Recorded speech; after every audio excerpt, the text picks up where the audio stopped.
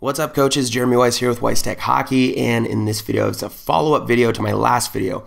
In the last video, we talked about circle passing, the circle passing drill. There were two variations of it, and I was talking about how I really like those drills to be able to work on the various pass types. So, you know, the soft hands, cushion and sweep type pass, backhands, forehands, even up to touch passes. And I use that drill, especially with the touch passes, because it's quick-paced. You know, you've got guys crisscrossing through. It's explosive, and I like it. However, when you're doing, if you find yourself in a situation where maybe you've got half ice, or you know, if you're sharing the ice with multiple teams. In my case this year, I've talked about this a little bit with my U10s and U12s. We're actually sharing the ice with 3 teams. So for part of our practice, we have quarter ice practices. So it goes 2 stations of quarter ice, kind of like we've got drawn out here. And then 1 station of half ice. So we go quarter, quarter, half, or depending on how the rotations work in that day. But we have 2 stations of quarter ice and then 1 station of half ice. So in that situation, you know, you don't have enough circles to spread your team out across, you know, all the circles, or three or four of the circles. And so I came up with a different way of running. It's essentially the same drill, but we've tweaked the layout of it. But it still accomplishes all the same good stuff that I liked about the circle passing drill. So I'm going to put a link to the circle passing drill in the description of this video, and I would recommend you go back, take a look at it, and if the situation suits you, then you can use the circle passing, or if not, this is a variation of it that accomplishes pretty much the same thing, but just lays it out in a different way that's a lot more friendly to quarter ice situations. So in our case, we've got a pretty large roster.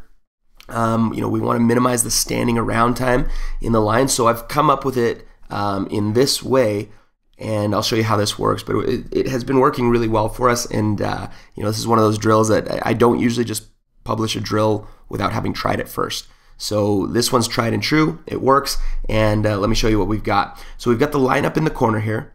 The first player in line will be this player here. Okay. And then, as you can see, we've got 3 additional players, so 4 players on the boards here, including the start player, and then 4 players staggered out like this. The last player needs to be in front of the goalie. Now, what I like to do is kind of position my players, and then I'll take like an ice marker, so like an ice chalk type deal, and I'll just mark where I want each of them standing, because they will be shuffling through positions here. So mark where you want each player to be standing so they don't lose track of that as the drill gets started. And then, of course, we've got coaches here with pucks, coach here with pucks, and then a goalie in each net. We get a little creative with our net placing on this.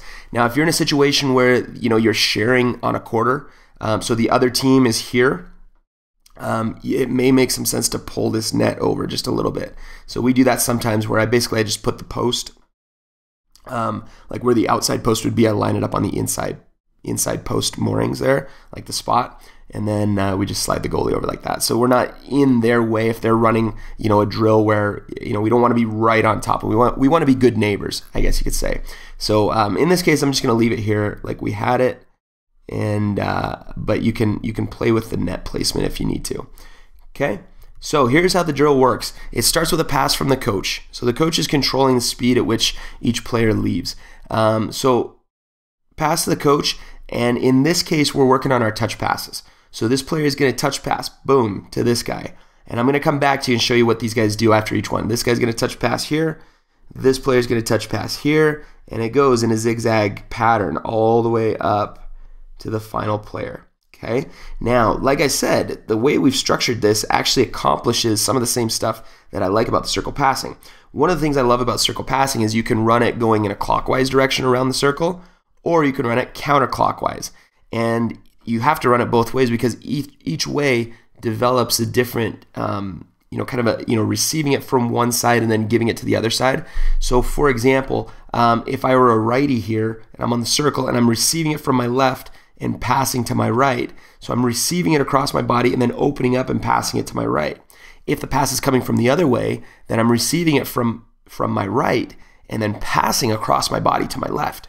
Now, if you notice this, this accomplishes the same thing. So let's just keep with a right-handed example. Anytime that this player anybody on the boards, like anytime these players are on the boards, they're receiving it from their left, passing to their right. Okay, so they're receiving it from their left side and opening up, passing to their right. However, when they're on the middle side, then they're receiving from their right and passing across their body to the left. So, like I said, it accomplishes that same effect that I like about the circle passing, is giving and receiving passes from both sides of the body. And that works out really well. Now, let me just finish up this part real quick. I'll show you what, as soon as this last guy gets it, he or she's going to step in and take a shot. Now, if it's a righty in this case, I would love to see it set up like a one-timer. Okay, so just plan on a one-timer, get the feet involved, where you're getting behind the puck properly. You don't have to be standing still, so set up for a nice one-timer shot. If it's a lefty, then you probably want to, quickly control it and then get a quick release shot. You want to step into it like that. So that final player receives it and quickly shoots like that, and then is going to peel out like this and receive a pass from this coach. Okay, so it's just kind of a quick, kind of lay the puck out in front of the quick area pass there, and then explodes full speed back into the zone and takes a shot on the goalie, the other goalie. Okay, so it's 2 quick shots. So it looks like that, and then of course after that shot, go and get in the back of the line. Just like that. Now here's the kicker. This is where this drill becomes really fun, is because after you've made that pass, so first pass comes, touch it across, you're going to follow your pass. Okay? So you follow your pass to where this player is standing. This player will follow his or her pass to where this player was standing, and so on and so forth. So we follow our pass all the way down the ice. It's a full speed sprint. Quick, just boom, boom, boom, boom, and this becomes a very quick pace drill, very similar feel to that circle passing like we talked about, and it ends like that. So after each start, we have a new player in front, and we've taken the place of the person we passed it to all the way down the ice. And so this is giving us a chance to receive it from one side, pass to the other side, receive it from the other side, and pass to the, receive it from my, in this case, receive it from the right, pass to the left. Then receive it from the left, pass to the right. Then receive it from the right, pass to the left, all the way down the ice. And as the players get good at these touch passes, I like to see them stepping into the pass. So as that puck is on its way, it's like 1 or 2 quick steps into it. So they're heading towards the puck, and then, the pass is coming from here. They step into it, redirect it, and then continue. So if this is going well, let me draw this out real quick, and hopefully it makes sense. If this is going well, then I'm going to actually change colors. Then all the passes kind of take place within like this little corridor here that's actually between the passers. So if you imagine, like if we could color that in, this is where, like if you're doing this right and you're taking a step into it, then it's boom, boom, boom, boom, boom, boom, boom. It's literally like maybe a 5 to 7 foot pass. Touch, touch, touch, touch, touch, touch, touch, all the way down the ice. Quick shot, peel out, get a pass, explode down the ice for a breakaway, take your shot and get back in. So we've got 8 players involved in the drill plus 2 goalies, and even with a full roster, that's a lot of action and not a lot of standing around in line time, which is always one of the challenges when we're talking about a station-based practice or a small space. Anytime you're sharing practice, anytime you're sharing ice with another team, it can be a challenge to keep the engagement, work on the skills that you need to do, get everything accomplished, and keep the players moving in line.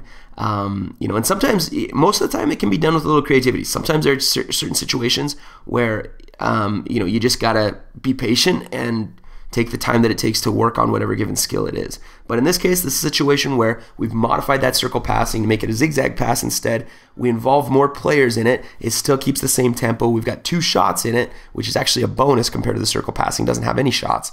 And we've got, a lot of action and not a lot of standing around waiting in line. So great little drill. Try this one out in your own practices. Go to WeissTechHockey.com if you want to find the printout for this drill, so you can print it right out in PDF format. Bring it to the rink with you. And then, like I said, I'll also put the link to the circle passing if you're more interested in checking out that version. Like I said, there's a time and a place for both of them. I really like both versions of this drill.